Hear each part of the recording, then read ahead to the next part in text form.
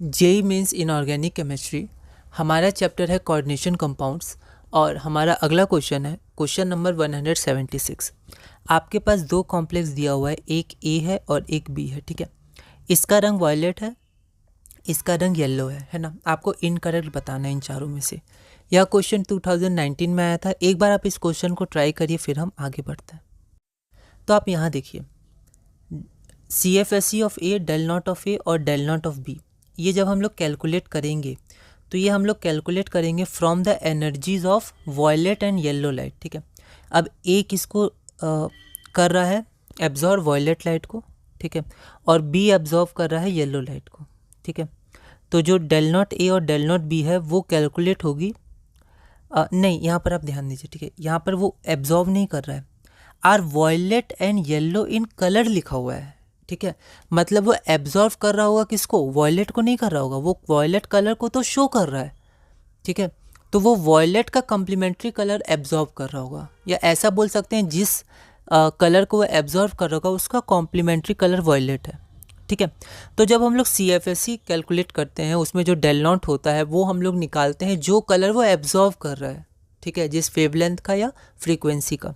अब क्योंकि ए जो है, ए वॉयलेट कलर शो कर रहा है, मतलब वो पक्का वॉयलेट कलर एब्जॉर्ब नहीं कर रहा है, ठीक है। मतलब ए का जब हम लोग डेल नॉट निकालेंगे तो वॉयलेट कलर की फ्रीक्वेंसी या वेवलेंथ से नहीं निकालेंगे, क्योंकि ये तो वो शो कर रहा है ना, उससे निकालेंगे जो ए एब्जॉर्व कर रहा है, ठीक है। तो अगर वॉयलेट शो कर रहा है तो येलो एब्जॉर्व कर रहा होगा, ठीक है। तो येलो की फ्रीक्वेंसी से हम लोग निकालेंगे, तो ये पहले ही गलत हो गया। तो ये आप ध्यान रखिएगा, जो कलर कॉम्प्लेक्स शो करता है, ठीक है, वो कलर वो एब्जॉर्ब नहीं करता है। और CFSE में डेल नॉट निकालते हैं जो कलर वो एब्जॉर्ब कर रहा है, तो पहले ही गलत हो गया। बाकी तीनों से ये पैरामैग्नेटिक आप निकाल सकते हैं, ये हमने बहुत क्वेश्चंस किए हैं, तो ये वाला सही होगा। और both absorb energies of the complementary colour, ये वाला सही है, क्योंकि वो कॉम्प्लीमेंट्री कलर्स की एनर्जी एब्जॉर्व करेगा, ठीक है, और शो करेगा कॉम्प्लीमेंट्री कलर, ठीक है। तो जिसकी एब्जॉर्व करेगा उसका कॉम्प्लीमेंट्री शो करेगा, ठीक है। तो ये थोड़ा कंफ्यूजिंग है पर ये क्लियर है। अगर आपको बस ये ध्यान हो कि कलर कंपाउंड जो कलर शो करता है उस कलर का कॉम्प्लीमेंट्री एब्जॉर्व करता है, ठीक है। आप इसको ध्यान दीजिएगा, हो जाएगा। Del naught of a is less than del naught of b, बिल्कुल सही है, क्योंकि यहाँ स्ट्रॉन्ग फील्ड लिगेंड कौन सा है, NH3 ज़्यादा स्ट्रॉन्ग है, तो इसका डेल नॉट की वैल्यू ज़्यादा होगी, इसकी डेल नॉट की वैल्यू आपकी कम होगी। तो ये सही, ये सही, ये सही, पर क्वेश्चन में पूछा है इनकरेक्ट, तो इनकरेक्ट हमारा सिर्फ ए है, तो हमारा आंसर हो जाएगा ए, है ना। Del naught value of A and B are calculated from the wavelength of light या frequencies of light absorbed and not from the wavelength of light emitted, ठीक है। अगला क्वेश्चन है question number 177। Homoleptic octahedral complexes of M3+ with monodentate ligands. तो M3+ हमारे पास एक metal ion है और उसके साथ हमारा लिगेंड है L1, L2 और L3। वो वेवलेंथ एब्जॉर्व कर रहे हैं ग्रीन में, ब्लू में और रेड में। मतलब M जो कॉम्प्लेक्स बनाएगा L1 के साथ होमोलैप्टिक है और ऑक्टाहेड्रल है, तो ML16 हो जाएगा। तो वो ग्रीन रीजन में वेवलेंथ एब्जॉर्व कर रहा है। L2 के संग बनाएगा तो ब्लू में, L3 के संग बनाएगा तो रेड में, ठीक है। The increasing order of strength, तो आपको स्ट्रेंथ का इंक्रीजिंग ऑर्डर बताना है। यह क्वेश्चन 2019 में आया था, सिमिलर कॉन्सेप्ट का क्वेश्चन है, ठीक है, बस थोड़ा लैंग्वेज क्वेश्चन है, लैंग्वेज थोड़ा अलग है। एक बार आप इस क्वेश्चन को ट्राई करिए, फिर हम आगे बढ़ते हैं। तो यहाँ पर हमारे पास जो मेटल आयन है, ठीक है, उसकी फिर हमें क्या दिया हुआ है, वो 3+ है, ठीक है।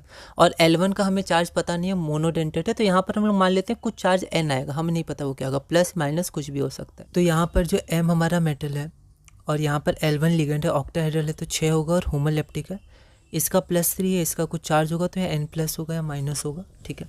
वैसे ये ब्लू में होगा L2 में और L3 में, ठीक है। अब हमें बस ये कॉन्सेप्ट ध्यान रखना है जो हमने पढ़ा है कि strength of ligand is inversely proportional to the wavelength of light absorbed. तो अगर वेवलेंथ ऑफ लाइट एब्जॉर्ब ज़्यादा होगा, ठीक है, तो स्ट्रेंथ ऑफ लिगेंड कम होगा, है ना। और स्ट्रेंथ ऑफ लिगेंड अगर ज़्यादा होगा तो वेवलेंथ ऑफ लाइट कम होगा। तो यहाँ हम वेवलेंथ ऑफ लाइट से कंपेयर कर सकते हैं, क्योंकि L1, L2, L3 का आइडेंटिटी हमें पता नहीं है, तो स्ट्रेंथ ऑफ लिगेंड हम नहीं बता पाएंगे। स्पेक्ट्रोकेमिकल सीरीज़ के अनुसार बता सकते थे, पर हमें पता नहीं L1, L2, L3 के बारे में। पर हमें पता है कि जो वेवलेंथ होता है वो वेवलेंथ रेड का सबसे ज़्यादा होता है, ग्रीन का उससे कम और ब्लू का सबसे कम, ठीक है। इसका मतलब क्या हुआ, रेड कौन एब्जॉर्व कर रहा है, तो L3।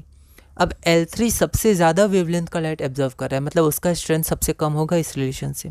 तो L3 का सबसे कम, उसके बाद L1 का, उसके बाद L2 का। क्वेश्चन में क्या दिया हुआ है, इंक्रीजिंग ऑर्डर, तो सबसे कम स्ट्रेंथ L3 का, फिर L1 का, L2 का, तो इंक्रीजिंग ऑर्डर हो जाएगा आपका L3 L1 L2, ठीक है, L3 L1 L2, ठीक है, ये डिक्रीजिंग ऑर्डर मैंने लिखा है, तो यहाँ पर आपका L3 L1 L2, ठीक है, ये आपका आंसर हो गया।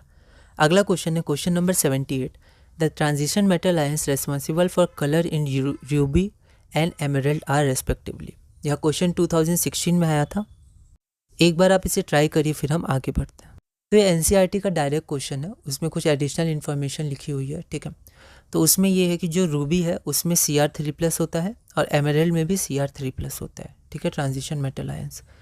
यह क्वेश्चन 2016 का था, इसका आंसर आपका सी हो जाएगा, रूबी का Cr3+, एमराल्ड का Cr3+। इस वीडियो में हमने क्वेश्चन नंबर 178 तक किया। अगली वीडियो में हम क्वेश्चन नंबर 179 करेंगे और इस टॉपिक में आगे बढ़ेंगे।